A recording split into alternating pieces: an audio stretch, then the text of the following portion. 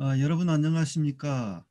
오늘은 종교 근본주의에 대해서 같이 좀 생각을 해보고자 합니다. 요새 종교 근본주의가 세계적으로 또좀 프랑스에서 테러가 일어나고 참수 테러가 일어나고 또 국내에서 또 얼마 전에 수진사 방화 사건이 터지고 이 종교 근본주의자들에 의한 이런 정말 무지막지한 일들이 계속 잇따르고 있는데요. 도대체 왜 이런 일들이 발생을 하고 있는지, 좀 근본적인 그 원인은 뭔지 같이 좀 종교 근본주의에 대해서 생각해보는 시간을 갖도록 하겠습니다. 예, 종교 근본주의가 도대체 왜 위험한지 좀 같이 좀 생각해 보면 좋겠습니다.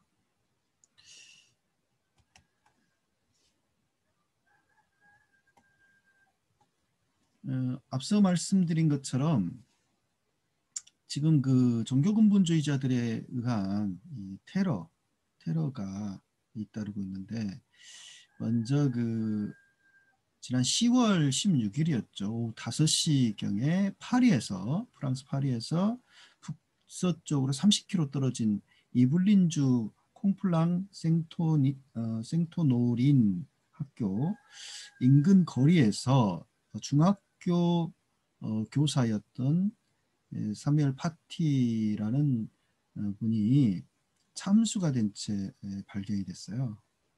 그리고 이 사람이 왜 그렇게 참수가 됐는지 조사를 해보니까 이달 초 학생들과 언론 자유에 관해서 수업을 하면서 이슬람의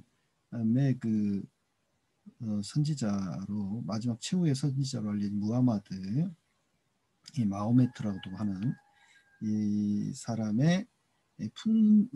풍자한 무하마드를 풍자한 프랑스 주간지 샤를리 에브도 만평이라고 있어요. 이 만평 때문에 또 이전에 그 난리가 한번 났었는데 이슬람권에서 이 샤를리 에브도 만평을 학생들에게 보여줬대요. 근데 그런 이유로 이슬람 극단주의 무슬림의 이슬람 교도를 이제 무슬림이라고 하는데요. 원리주의, 극단주의 또는 근본주의자라고 할 수 있는 한 무슬림의 분노를 산 거죠. 용의자로 알려진 압둘라크라는 사람. 이 사람은 러시아 수도 모스크바에서 태어났고요. 소년 시절에 프랑스로 건너온 난민 신분이었답니다. 달아나다가 흉기를 내려놓으라는 경찰의 명령에도 불응하고 대항을 하다가 총에 맞아서 사망을 했는데요. 참수를 이 사람이 참수한 직후에 알라후 아크바르 곧 신은 위대하다라고 외쳤다라고 그래요. 이 끔찍한 뉴스에 달린 댓글 가운데 참 전국을 찌른 듯한 이 댓글을 하나 봤습니다. 제가 신은 위대하지만 너는 위대하지 않다. 신은 위대하다라고 외치지를 말든가요. 왜 이런 신의 이름으로 이런 끔찍한 테러를 자행하는지 모르겠습니다. 자, 2020년 10월 29일 오전에 또다시 끔찍한 테러가 발생합니다. 프랑스에서 튀니지 출신의 21살 그라임 아우사이로 알려진 범인이 프랑스 남부 휴양도시인 니스 노트르담 대성당에 난입을 해서 성당지기 남성과 기도하던 할머니를 참수를 하고 또 바깥 카페로 도망친 그래서 이 테러를 알린 여성을 또 공격을 해서 죽였습니다. 3명을 테러로 죽인 거죠. 경찰이 현장에 도착했을 때도 이 아위사이라는 사람은 알라우 아크바르를 외쳤다라고 그래요. 그래서 참 기가 막힌 일이 또 발생을 했습니다. 이날은 또 이슬람교 창시자 애언자 무하마드의 탄생일이었다라고 그러네요. 언론에 알려진 내용이고요. 2020년 10월 14일 얼마 안 지났죠. 남양주 수진사에 한 개신교인으로 알려진 신자가 방화를 해서 불을 질러 버렸어요. 그래서 그 산심각에 불을 질렀다 그러는데 전각 한 동이 골조만 남은 잿더미로 변해버렸답니다. 그래서 소방서 추정 2억 5천만 원이 넘는 재산 손실이 발생을 했고요. 경찰 조사에서 이 사람은 신의 계시를 받았다 이렇게 진술을 했다고 그래요. 이 방화 시도가 몇 차례 있었던 것 같은데 계속 저지를 했었는데 이 10월 14일 드디어 방화를 해버린 거죠. 그래서 이런 정말 있어서는 안 될 끔찍한 범죄가 벌어졌습니다. 이게 이제 일종의 다 근본주의자들이거든요. 이들이 종교 근본주의자들인데 도대체 이들의 사고 구조는 어떻게 돼 있기에 왜 이런 일들을 벌이는가 자꾸 그걸 우리가 좀 보자는 거죠. 종교 근본주의 발생의 그 원인, 그러니까 뭐 학자들이 일반적으로 이야기하는 그 원인은 이 근대 세속화, 또 과학 발전, 이 과학주의 이 발전에 대한 이 극도의 불안과 위기감에서 생겨난 거다. 이렇게 보고 있어요. 절대 진리라고 자신들이 믿었던 종교 교리를 이 근대화를 통해서 또 과학의 발전이 자꾸 상대화시켜 가고 있지 않습니까? 예를 들면은 그 진화론이랄지 또는 지동설이랄지 뭐 이런 그 과학의 발전이 그동안 절대 진리라고 믿어왔던 종교적 근본 교리까지도 그 상대화시키고 좀 그러한 측면들이 계속되고 있지 않습니까? 그러면서 종교 또 종교 영역을 그러니까 종교가 이 사람들한테 전부인데 말이죠. 자꾸 사적 영역으로 축소시키는 근대 세속화 물결, 과학주의 발전, 민주주의와 인권 향상 이런 것들에 대한 반발과 혐오 일종의 문화 부적응에 해당되는 거라고 하는 것이죠. 이들은 어떤 지금의 그 사상적인 발전 또는 민주주의의 그 향상 뭐 이런 것들에 별로 이렇게 마음에 들지 않는 거예요. 불편한 거예요. 네? 그래서 이에 대한 반발과 저항을 하고 있다고 하는 것이죠. 그리고 역사상 한 번도 존재한 적 없던 이상세계가 있다고 하는 이상세계 수립에 대한 어떤 환상을 품고 그런 세계를 확립하겠다라면서 강력한 또 종말 의식을 갖고 행동을 합니다. 그리고 비판적 성찰 없는 맹신적 신앙을 갖고 있고요. 종교적 지도자의 권위에 절대 복종하는 그런 또 성향을 보입니다. 그래서 이런 자들은 종교 근본주의에 따른 폭력 행동을 하기가 너무 쉽다라고 하는 것이죠.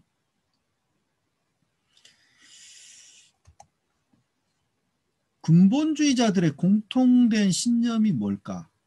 이에 대해서 미국 시카고 대학이 근본주의 프로젝트라고 하는 그 연구를 진행한 적이 있더라고요. 6년간이나. 그래서 1988년에서 1993년까지 전 세계 150명의 학자들을 참가시켜서 동원해서 이에 대한 연구를 진행을 했는데 근본주의자들의 공통된 신념이 크게 5가지가 있더라고요. 첫째, 근본주의자들의 규칙은 그러니까 자신들의 그 만든 규칙, 자신들이 생각하는 그 규칙 있지 않습니까? 그것은 모든 사람, 모든 삶의 영역에 적용되어야 한다라고 그렇게 생각합니다. 그래서 국가와 교회 또는 삶의 공적 영역과 사적 영역의 분리는 있을 수 없다. 뭐 꼭 교회만이 아니라 또 뭐 어떤 사찰도 될 수도 있겠고 어떤 사원이 될 수도 있겠고 뭐 이런 거죠. 그 신의 엄격한 규칙은 어떤 율법은 땅에 법이 되어야 한다라고 주장을 하고 또한 오직 그 근본주의자들 자신들만이 이 규칙에 대한 권리를 가졌음을 의심하지 않습니다. 두 번째는요. 남성이 맨 위에 있고 모든 면에서 그렇다. 그러니까 철저한 그 성차별주의적인 사고를 가지고 있어요. 그래서 남성이 경계를 설정하고 규범을 정의하고 또 시행한다. 남성 우월주의가 굉장히 강하게 이들한테는 나타납니다.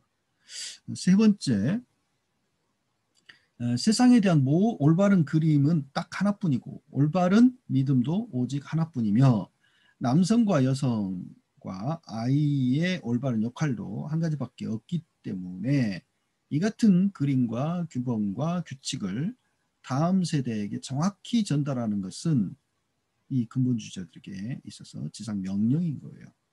그래서 이들은 사회에 대한 교육을 통제하지 않을 수 없습니다. 그러니까 예를 들면 정광훈 씨가 뭐 전교조에 대해서 그렇게 아주 비난을 퍼붓고 공격을 했던 이유도 아마 이런 것이 아닌가 싶습니다. 그러니까 제도권 교육 자꾸 어떤 학생들의 의식, 비판 의식을 깨우고 이런 것들이 너무 싫은 거예요, 애들은. 예. 그다음에 네 번째, 근본주의자들은 근대를 쫓아내고 그 대신 실제로는 한 번도 존재한 적 없는 황금시대, 그 향수 어린 환상으로 돌아가고 싶어 합니다. 교회 다니는 사람들 가운데, 그 기독교인들 가운데서 초대교회로 돌아가자, 뭐 이런 사람들이 있어요. 황당한 주장입니다. 초대교회로 돌아갈 수도 없거니와 초대교회라 그래서 정말 아름다웠던 시절만은 아니에요. 초대교회 내에서도 갈등과 분파와 온갖 문제들이 많았습니다. 그럼에도 불구하고 초대교회로 돌아가면 뭔가 다 정리가 될 것처럼 그렇게 환상을 품고 있는 거죠. 하나의 사례입니다. 근본주의와 파시즘은 매우 유사하고요. 둘 모두 거의 동일한 의제를 가지고 있습니다. 이따가 파시즘의 그 공통된 의제 15가지를 제가 보여드릴 거예요. 한번 지금 이제 이것과 비교를 한번 해보십시오. 근본주의는 종교 파시즘이며 파시즘은 정치적 근본주의나 다름없다. 그래서 제가 부제로 종교 근본주의와 정치 파시즘은 사실상 쌍둥이라고 제가 붙인 겁니다. 그리고 다섯 번째, 근본주의자들은 과격하고 독특한 방식으로 역사를 부정합니다.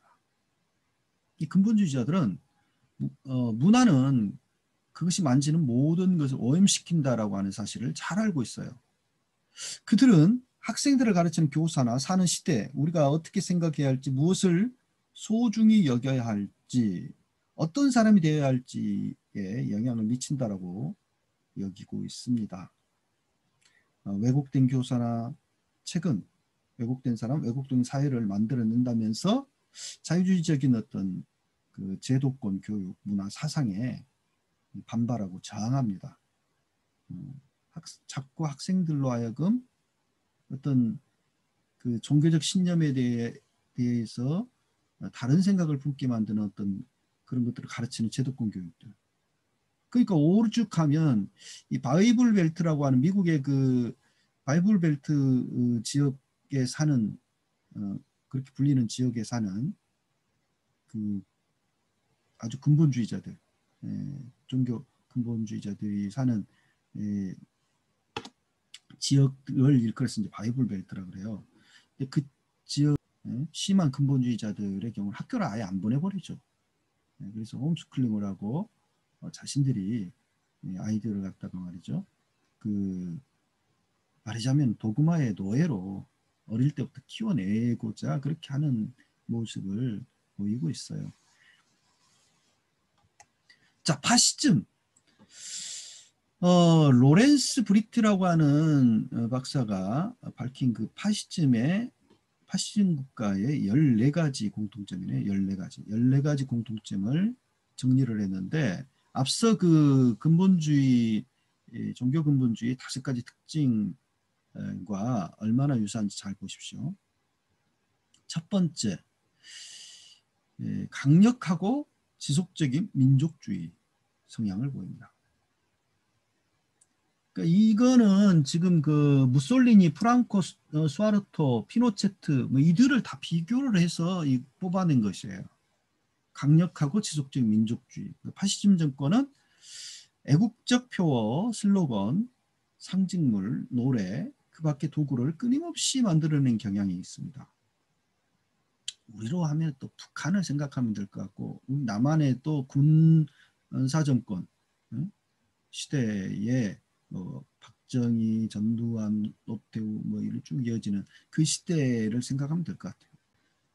두 번째, 인권을 인정하는 것을 경멸합니다. 적에 대한 두려움과 안전에 대한 희구 때문에 파시즘 정권 안에 있는 사람들은 필요한 경우에 인권이 무시될 수 있다라고 설득이 됩니다.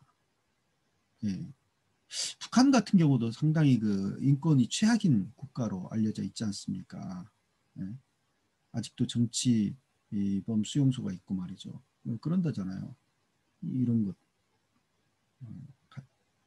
같은 지금 특징을 보이고 있는 거죠. 세 번째, 희생양을 희생양을 통합의 명분으로 봅니다. 그래서 민족적, 인종적, 종교적 소수자, 자유주의자, 공산주의자, 사회주의자, 테러리스트 등 이 공통의 위협이나 적이 있을 때 이를 제거할 필요가 있다는 구실을 위해서 사람들을 통합을 위한 애국적 열광 속으로 내모입니다.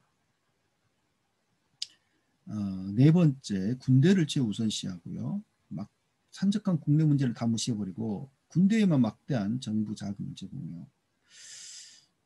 북한 같은 경우도 좀 그런 면이 굉장히 강하지 않습니까? 군대를 위주로 그렇게 국가를 운영을 하잖아요. 오죽하면 그래서 북한을 유격대 사회다라고까지 거의 나라가 그냥 하나의 군대예요, 군대. 예, 군대처럼 돼 있지 않습니까? 그렇게 예, 지금 이건데 이제 북한만이 아니라 파시즘 특징을 가진 국가들이 다 그렇다라고 하는 것이죠. 다섯 번째, 성차별주의가 만연해 있습니다. 파시스트 국가의 정부는 남성만이 아주 배타적으로 지배하려는 경향이 있습니다. 아까 봤죠, 우리가 남성 우월주의적인 종교 근본주의 특징하고 이게 동일하죠. 또 인권 인정하는 걸 경멸하는 것도 동일하고요. 여섯 번째, 대중매체의 통제입니다. 대중매체는 정부에 의해서 간혹 직접 통제가 됩니다. 예를 들면 전두환 정권 때 언론 통폐합 대표적인 케이스죠. 그때는 뭐 땡전뉴스라고 해서 오로지 전두환을 위한 전두환의 어떤 방송이 뉴스가 보도되고 계속 그런 시대였지 않습니까? 일곱 번째, 국가 안보에 대한 강박관념이 있습니다. 정부는 대중매체를 통해 동기부여의 도구로서 공포를 사용합니다. 공포.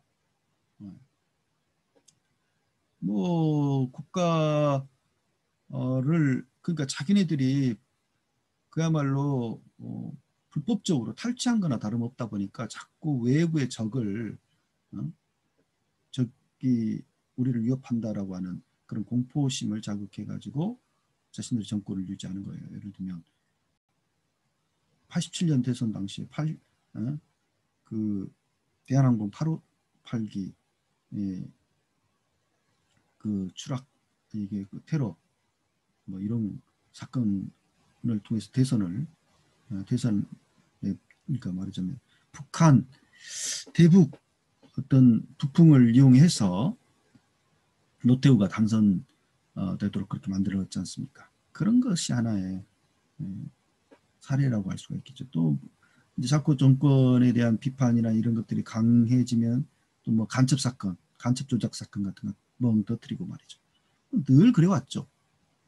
그래서 안보가 중요하다. 정권이 흔들리면 안 된다. 뭐 이런 식으로 해가지고 이 군부 정권을 유지하는 그런 식의 역사적인 행로를 우리 역사에서 발견할 수 있죠. 여덟 번째, 종교와 정부가 하나로 얽혀 있다. 파시스트 국가들의 정부는 나라에서 가장 일반적인 종교를 여론 조작의 통로로 사용하는 경향이 있습니다. 아홉 번째, 기업 권력이 보호를 받는다. 파시즘 국가에서 산업이나 기업을 장악한 특권 계급은 정부 지도자들에게 정권을 쥐게 해주고 그 결과로 서로 간에 이익을 주고받는 정경유착 관계의 파워 엘리트들을 만들어낸 사람들인 경우가 흔하다고 하는 것이죠.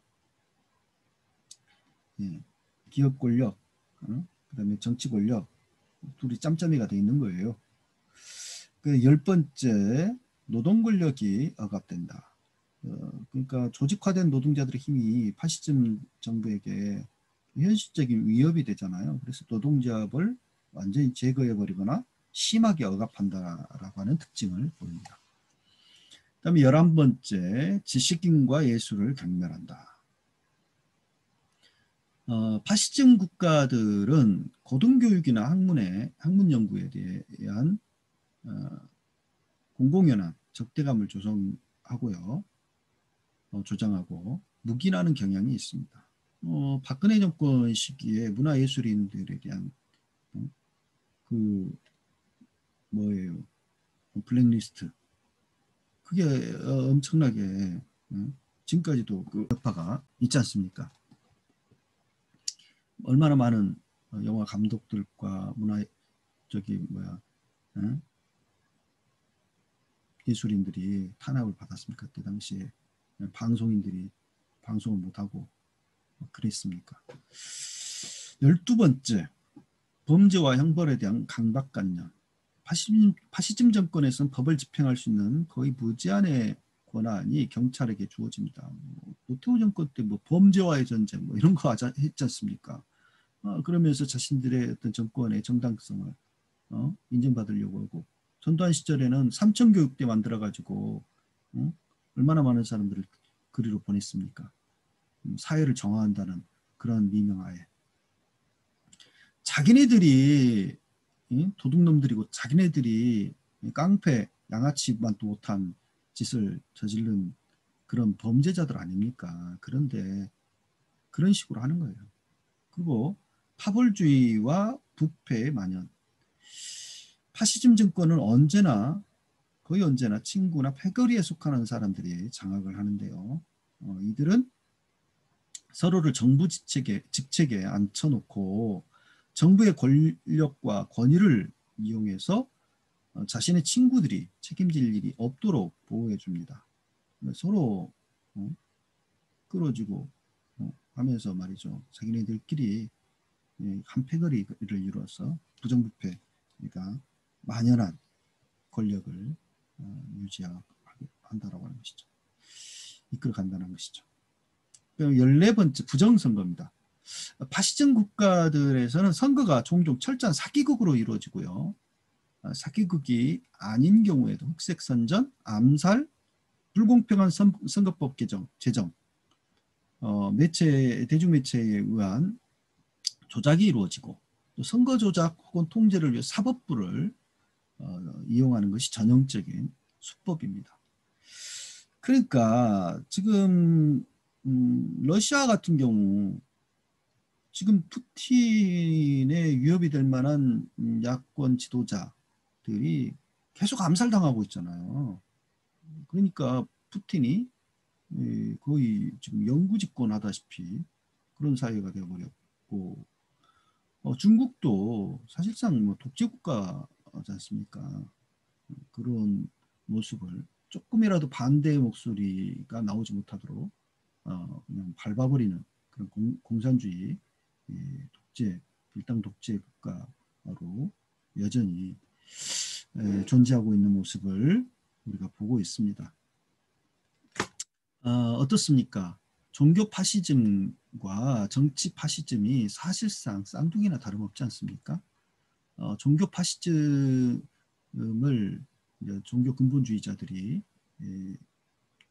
그렇게 행하면서 또한 정치와 유착이 돼서 또 정치 권력까지 취하려고 지난번 그 사이로 총선이랄지 또는 아무튼 계속 정치권까지 정치적 권력까지 그 획득하기 위해서 애를 쓰고 있는 모습 봅니다. 그러면서 얼마나 사회를 혼란스럽게 만들었는지 우리가 지난 사이로 총선 이후에 전후를 해서 계속 지켜왔던 바입니다. 겪었던 바입니다.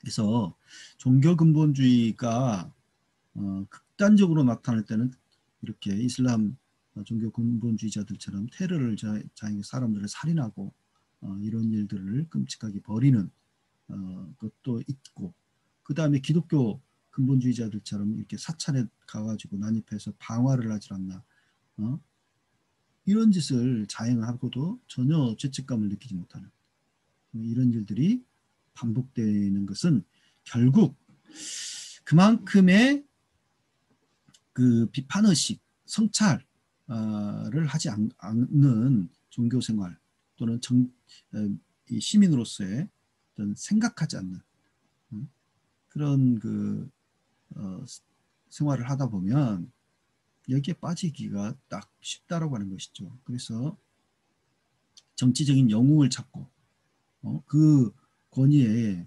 기대어서 마치 그들이 온 세상을 그야말로 잘 살게 만들어줄 것처럼 착각을 하고 말이죠. 자신들 스스로의 주체적인 어떤 목소리를 내거나 세상을 그렇게 바꿔가려고 하는 노력은 게을리하는 그런 사람들이 바로 이 파시즘 사회를 그게 종교가 됐든 정치가 됐든 만들어간다라고 하는 것을 우리들이 좀 기억을 하고 우리 스스로 주인이 되어서 주체적으로 생각하고 또 종교 생활도 좀 더 비판적인 성찰을 하면서 성숙한 종교 생활을 이어갔으면 좋겠습니다. 감사합니다.